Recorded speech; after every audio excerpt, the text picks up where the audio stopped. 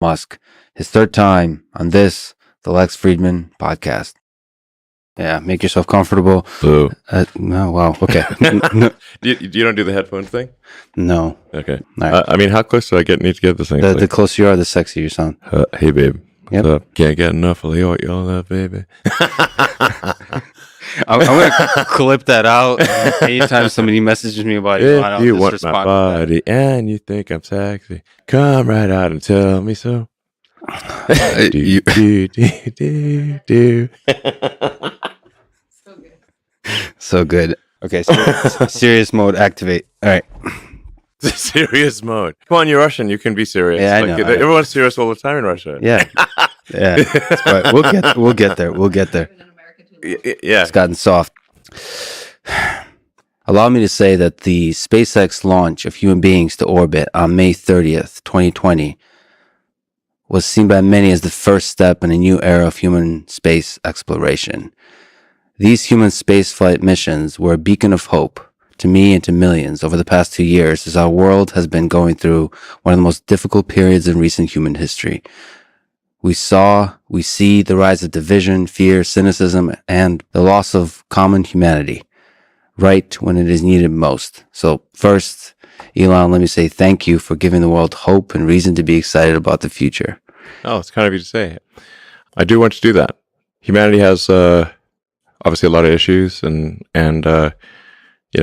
people at times do bad things, but despite all that, I love humanity, and I think we should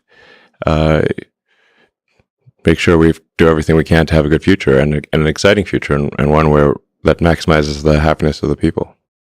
Let me ask about Crew Dragon Demo 2. So that first flight with humans on board, how did you feel leading up to that launch? Were you scared?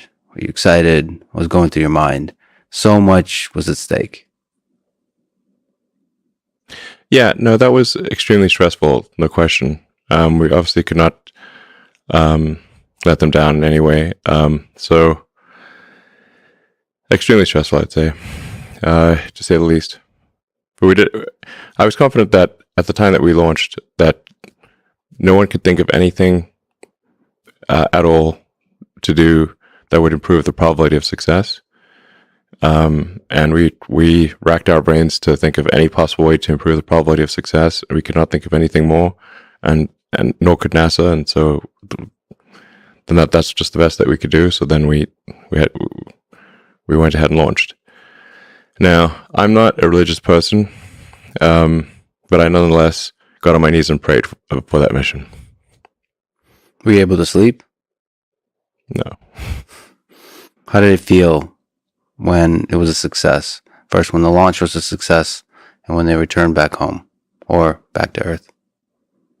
It was a great relief. Yeah. It's for high stress situations. I find it's not so much elation as relief, I think once as we got more comfortable and proved out the systems, because we really you got to make sure everything works. It was definitely a lot more enjoyable with the subsequent astronaut missions, and I thought the Inspiration mission was actually very inspiring. Inspiration 4 mission. I'd encourage people to watch the Inspiration documentary on Netflix. It's actually really good, and it really is. I was actually inspired by that, and so that one I felt I was kind of able to enjoy the actual mission and not just be super stressed all the time. So for people that somehow don't know, it's the first time all civilian out to space, out to orbit. Yeah, and it was I think the highest orbit that in 30 or 40 years or something. The only one that was higher was the a Hubble servicing mission, and then before that it would have been Apollo in '72. It's pretty wild. So it's cool. It's good.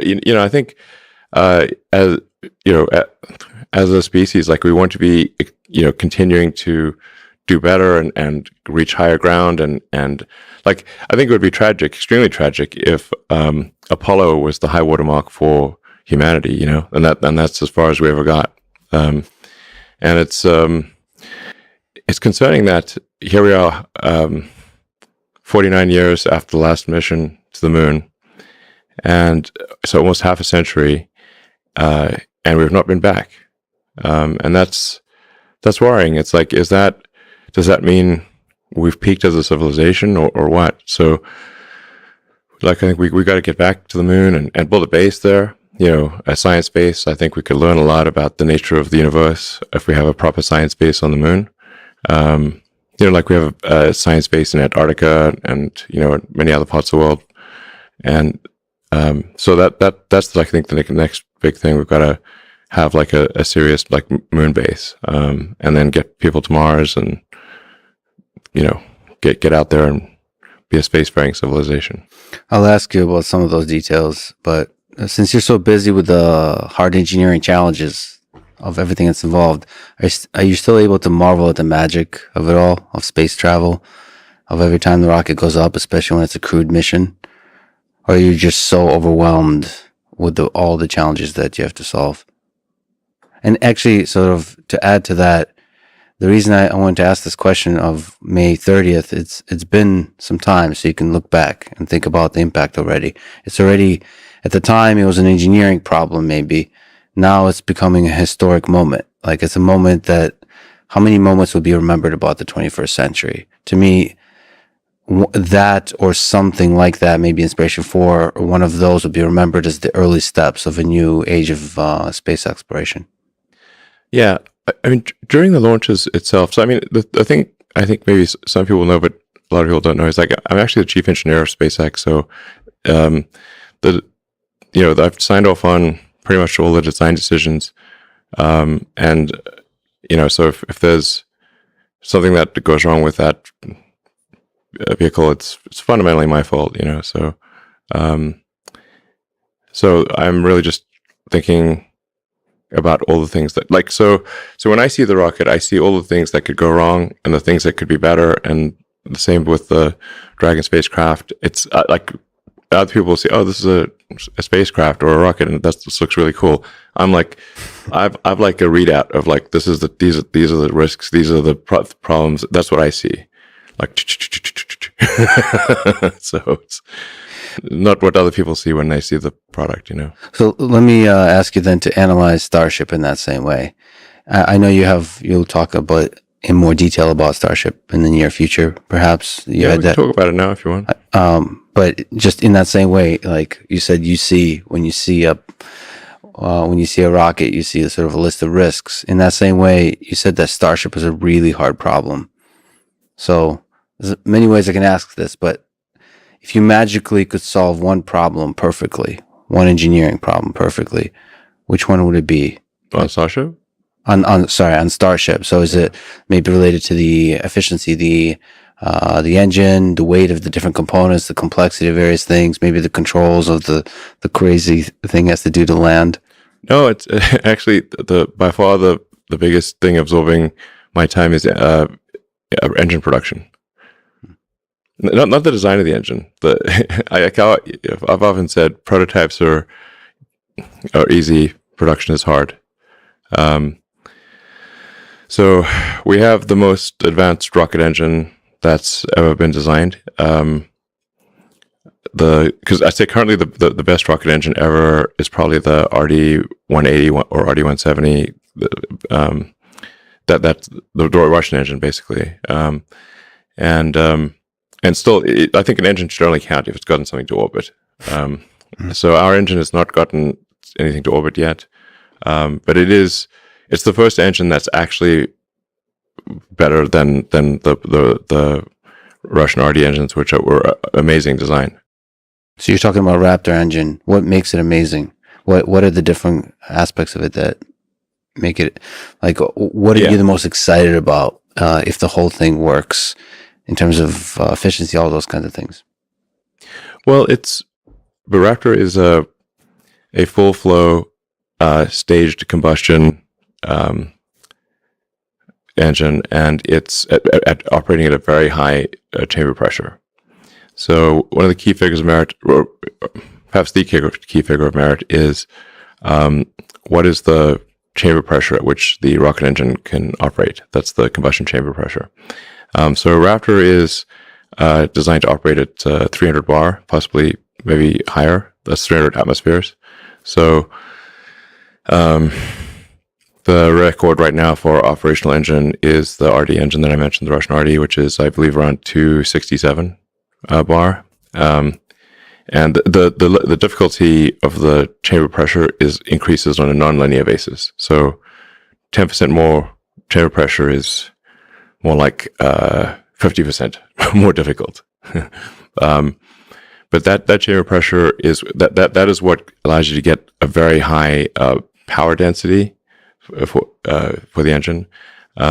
So enabling a very high thrust to weight ratio and a very high specific impulse. So specific impulse is like a measure of the efficiency of a rocket engine. Or it's really the exhaust, the effective exhaust velocity of the gas coming out of the engine. So with a very high chamber pressure, you can have a compact engine that nonetheless has a high expansion ratio, which is the ratio between the exit nozzle and the throat. So engine's got, like, you see a rocket engine's got like sort of like a hourglass shape. It's like a chamber, and then it necks down, and then there's a nozzle, and the ratio of the exit diameter to the throat is expansion ratio. So why is it such a hard engine to manufacture at scale? It's very complex. So a lot of what does complexity mean here? Is a lot of components involved. There's a lot of components and a lot of unique materials. So we had to invent several alloys that don't exist in order to make this engine work. So it's a materials problem too. It's a materials problem, and in a staged combustion, a full flow staged combustion, there are many feedback loops in the system. So basically you've got propellant and hot gas flowing simultaneously to so many different places on the engine, and they all have a recursive effect on each other. So you change one thing here, it has a recursive effect here. It changes something over there, and it's quite hard to control. There's a reason no one's made this before. But and the reason we're doing a staged combustion full flow is because it has the highest theoretical possible efficiency. So, and in order to make a fully reusable rocket, which that's really the holy grail of orbital rocketry, you have to have everything's got to be the best. It's got to be the best engine, the best airframe, the best heat shield, extremely light avionics, very clever control mechanisms. You've got to shed mass in any possible way that you can. For example, instead of putting landing legs on the booster and ship, we are going to catch them with a tower to save the weight of the landing legs. So that's we're talking about catching the largest flying object ever made on a giant tower with chopstick arms. It's like Karate Kid with the fly, but much bigger. Pulling something like that. This probably won't work the first time. Anyway, so this is bananas. This is banana stuff. So you mentioned that you doubt, well, not you doubt, but there's days or moments when you doubt that this is even possible. It's so difficult. The possible part is, well, at this point, I think we'll get Starship to work. There's a question of timing. How long will it take us to do this? How long will it take us to actually achieve full and rapid reusability? Because it will take probably many launches before we are able to have full and rapid reusability. but I can say that the physics pencils out. Like we're not like at this point. I'd say we're confident that like let's say I'm very confident success is in the set of all possible outcomes. Right. It's not a null set. For a while there, I was not convinced that success was in the set of possible outcomes, which is very important actually. But so we were. So you're saying there's a chance. I'm saying there's a chance, exactly. Right, cool. Just not sure how long it will take. But we have a very, very talented team. They're working night and day to make it happen. And like I said, the critical thing to achieve for the revolution in spaceflight and for humanity to be a spacefaring civilization is to have a fully and rapidly reusable orbital rocket. There's not even been any orbital rocket that's been fully reusable ever, and this has always been the holy grail of rocketry. Many smart people, very smart people, have tried to do this before and have not succeeded. So, because it's such a hard problem. What's your source of belief in situations like this? When the engineering problem is so difficult, there's a lot of experts, many of whom you admire, who have failed in the past. Yes. And a lot of people, a lot of experts, maybe journalists, all the kind of, the public in general have a lot of doubt about whether it's possible. And you yourself know that even if it's a non-null set, non-empty set of success, it's still unlikely or very difficult. Like, where do you go to, both personally, intellectually, as an engineer, as a team, like for source of strength needed to sort of persevere through this and to keep going with the project, take it to completion?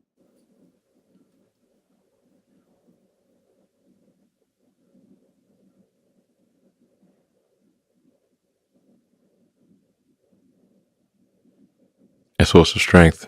I just really not how I think about things. I mean, for me, it's simply this is something that is important to get done. And we should just keep doing it, or die trying. And I don't need a source of strength. So quitting is not even like, it's not in my nature. Okay. And I don't care about optimism or pessimism. Fuck that. We're going to get it done. Gonna get it done. Can you then zoom back in to specific problems with Starship or any engineering problems you work on? Can you try to introspect your particular biological neural network, your thinking process, and describe how you think through problems, through different engineering and design problems? Is there like a systematic process? You've spoken about first principles thinking, but is there a kind of process to it? Well, like saying like physics is a law and everything else is a recommendation. Mm-hmm. Like I've met a lot of people who can break the law, but I haven't met anyone who could break physics. So the first, for any kind of technology problem, you have to sort of just make sure you're not violating physics. First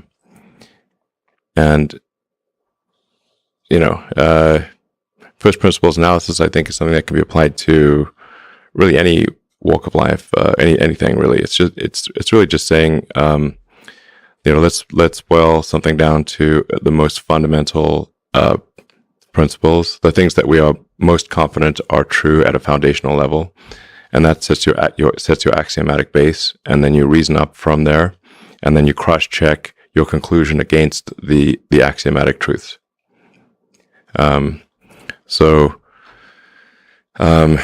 Some basics in physics would be like, are you violating conservation of energy or momentum or something like that? Then it's not going to work. So that's just to establish, is it possible? And then another good physics tool is thinking about things in the limit. If you take a particular thing and you scale it to a very large number or to a very small number, how do things change? Both like like in number of things you manufacture or something like that, and then in time. Yeah, like let's say take an example of like like manufacturing, which I think is just a very underrated problem. And like I said, it's much harder to take an advanced technology product and bring it into volume manufacturing than it is to design it in the first place, by orders of magnitude. So, so let's say you're trying to figure out is like, why is this part or product expensive? Is it because of something fundamentally foolish that we're doing, or is it because our volume is too low? And so then you say, okay, well, what if our volume was 1 million units a year? Is it still expensive? That's what I mean by thinking about things in the limit. If it's still expensive at 1 million units a year, then volume is not the reason why your thing is expensive. There's something fundamental about the design. And then you then can focus on the reducing the complexity or something like that in the design. You could change the design to change the part to be something that is not fundamentally expensive. But like, that's a common thing in rocketry, because the unit volume is relatively low, and so a common excuse would be, well, it's expensive because our unit volume is low. And if we were in like automotive or something like that, or consumer electronics, then our costs would be lower. I'm like, okay, so let's say now you're making 1 million units a year. Is it still expensive? If the answer is yes, then economies of scale are not the issue. Do you throw into manufacturing? Do you throw like supply chain? You talked about resources and materials and stuff like that. Do you throw that into the calculation of trying to reason from first principles, like how we're going to make the supply chain work here? Yeah. And then the cost of materials, things like that, or is that too much? Exactly. So, like another, like a good example, I think, of thinking about things in the limit is if you take any any product, any machine or whatever, like take a rocket or whatever, and say, if you look at the raw materials in the rocket, so you're going to have like aluminum, steel, titanium, Inconel, specialty alloys, copper, and you say, what's the weight of the constituent elements of each of these elements, and what is their raw material value? And that sets the asymptotic limit for how low the cost of the vehicle can be, unless you change the materials. So, and then when you do that, call it like maybe the magic wand number or something like that. So that would be like if you had like just a pile of these raw materials here, and you could wave the magic wand and rearrange the atoms into the final shape. That would be the lowest possible cost that you could make this thing for, unless you change the materials. So then, and that is always almost always a very low number. So then, what's actually causing things to be expensive is how you put the atoms into the desired shape. Yeah, actually, if you don't mind me taking a tiny tangent, I often talk to Jim Keller, who's somebody that worked with you as a friend. Yeah, Jim was did great work at Tesla. So I suppose he carries the flame of the same kind of thinking that you're talking about now. And I guess I see that same thing at Tesla and SpaceX folks who work there. They kind of learn this way of thinking, and it kind of becomes obvious almost. But anyway, I had he educated me about how cheap it might be to manufacture a Tesla bot. We had an argument. How can you reduce the cost of scale of producing a robot? Because so I gotten a chance to interact quite a bit, obviously in the academic circles with humanoid robots, and then Boston Dynamics and stuff like that. And they're very expensive to build. Mm-hmm. And then Jim kind of schooled me on saying like, okay, like this kind of first principles thinking of how can we get the cost of manufacture down. I suppose you do that. You have done that kind of thinking for Tesla bot and for all kinds of complex systems that are traditionally seen as complex. And you say, okay, how can we simplify everything down? Yeah.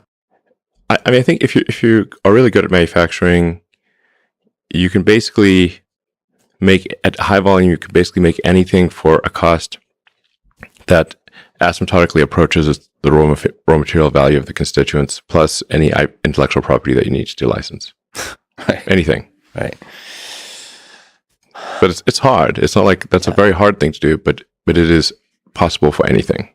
anything in volume can be made, like I said, for a cost that asymptotically approaches its raw material constituents plus intellectual property license rights. So what will often happen in trying to design a product is people will start with the tools and parts and methods that they are familiar with, and then try to create a product using their existing tools and methods. The other way to think about it is actually try to imagine the Platonic ideal of the perfect product or technology, whatever it might be, and say what is the perfect arrangement of atoms that would be the best possible product. And now let us try to figure out how to get the atoms in that shape. I mean, it sounds it's almost like Rick and Morty absurd until you start to really think about it, and you really should think about it in this way, because everything else is kind of if you think you might fall victim to the momentum of the way things were done in the past unless you think in this way.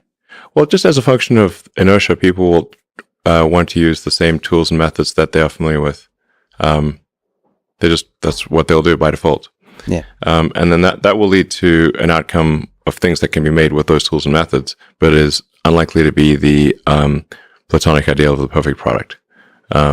So that's why it's good to think of things in both directions. So like, what can we build with the tools that we have? But also, what is the theoretical perfect product look like? And that theoretical perfect product is going to be a moving target, because as you learn more, the definition of for that perfect product will change, because you don't actually know what the perfect product is, but you can successfully approximate a more perfect product. So thinking about it like that, and then saying, okay, now what tools, methods, materials, whatever, do we need to create in order to get the atoms in that shape? But people rarely think about it that way. But it's a powerful tool. I should mention that the brilliant Siobhan Zillis is hanging out with us, in case you hear a voice of wisdom from outside, from up above. Okay, so let me ask you about Mars. You mentioned it would be great for science to put a base on the moon to do some research, but the truly big leap, again in this category of seemingly impossible, is to put a human being on Mars. When do you think SpaceX will land a human being on Mars?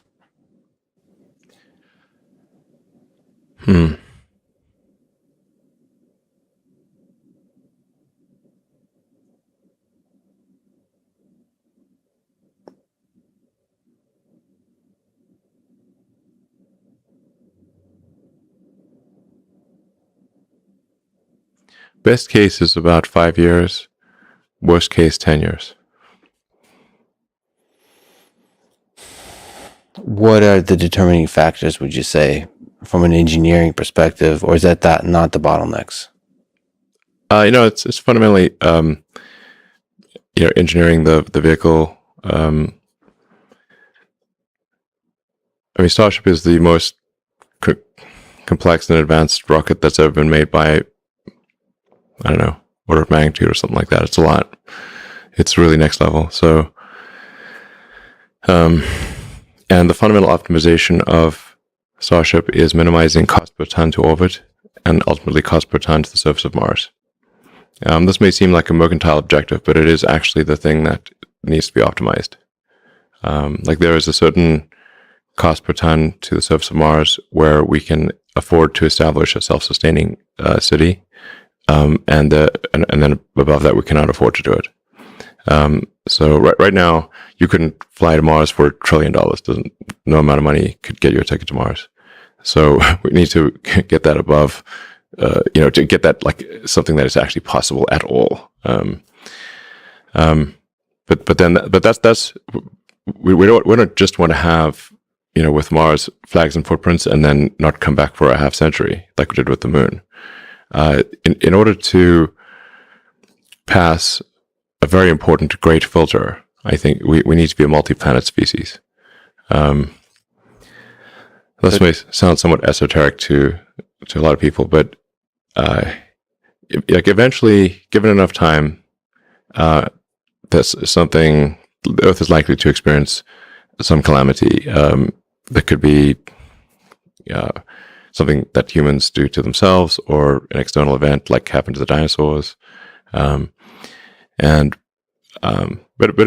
eventually, and if none of that happens, and somehow magically we keep going, then the sun is gradually expanding, and will engulf the Earth, and probably Earth gets too hot for life in about 500 million years. It's a long time, but that's only 10% longer than Earth has been around. And so if you think about like the current situation, it's really remarkable, and kind of hard to believe, but Earth's been around 4.5 billion years, and this is the first time in 4.5 billion years that it's been possible to extend life beyond Earth. And that window of opportunity may be open for a long time, and I hope it is, but it also may be open for a short time. And we should, I think it was wise for us to act quickly while the window is open, just in case it closes.